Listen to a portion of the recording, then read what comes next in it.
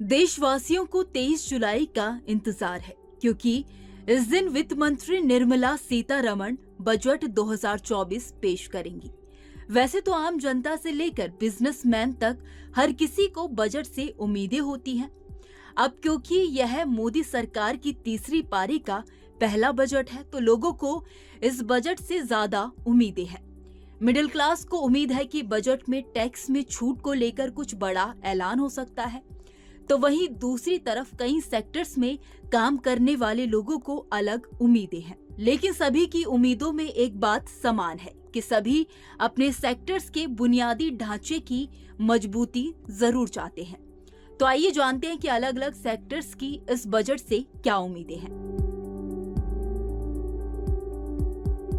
Health sector की अगर बात करें तो यशोदा सुपर स्पेशलिटी हॉस्पिटल के चेयरमैन डॉक्टर PN अरोड़ा ने कहा, बजट युवाओं, किसानों और राष्ट्र के लिए महत्वपूर्ण दिशा प्रदान करता है।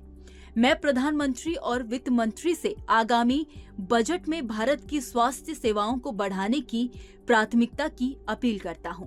आयुष्मान भारत और व्यापक बीमा कवरेज के जरिए हर एक नागरिक को गुणवत्तापूर्ण स्वास्थ्य देखभाल तक पहुंच चाहिए।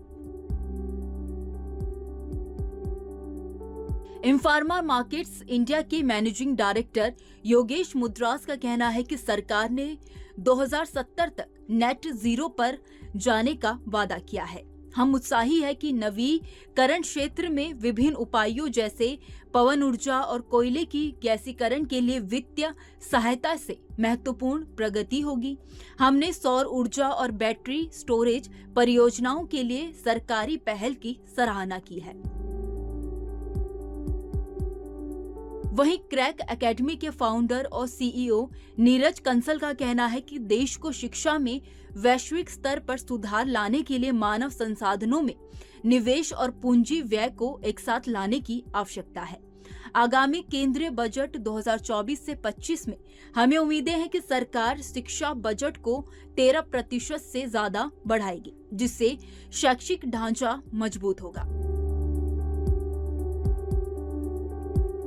अर्दी ट्विंस के CEO निशांत कुमार के अनुसार स्टार्टअप को फायदा पहुंचाने के लिए बेहतर नीति बनाए जाने की उम्मीद है।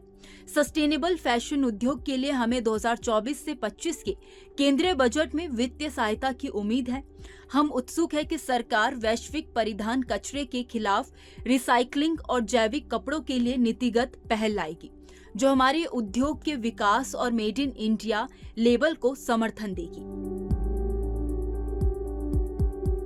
गुलशन ग्रुप के डायरेक्टर दीपक कपूर का कहना है कि नीति आयोग के अनुसार भारतीय रियल एस्टेट सेक्टर 2030 तक $1 ट्रिलियन बाजार आकार तक पहुंचने का अनुमान है। रियल एस्टेट सेक्टर आने वाले बजट में अनुकूल उपायों की उम्मीद कर रहा है। स्टील, सीमेंट और ईंधन की इनपुट लागत को कम करना महत्वपूर्ण है। इसके अतिरिक्त किफायती आवास को बढ़ावा देने और राष्ट्र के आवास उद्देश्यों को प्राप्त करने के लिए कर प्रोत्साहन देने की आवश्यकता है।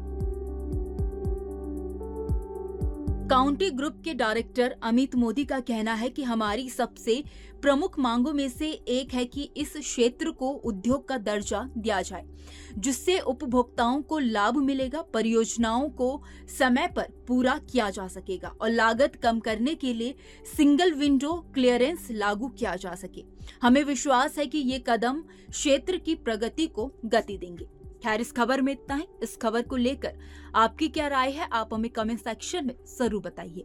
वीडियो अगर पसंद आया हो तो वीडियो को लाइक और शेयर करना ना भूलें। बाकी देश और दुनिया की तमाम बड़ी अपडेट्स के लिए देखते रहिए न्यूज नेशन का डिजिटल प्लेटफॉर्म। न्यूज नेशन अब व्हाट्सएप पर खबरों की ताजा अपडेट के लिए न्यूज नेशन के इस QR कोड को स्कैन करें।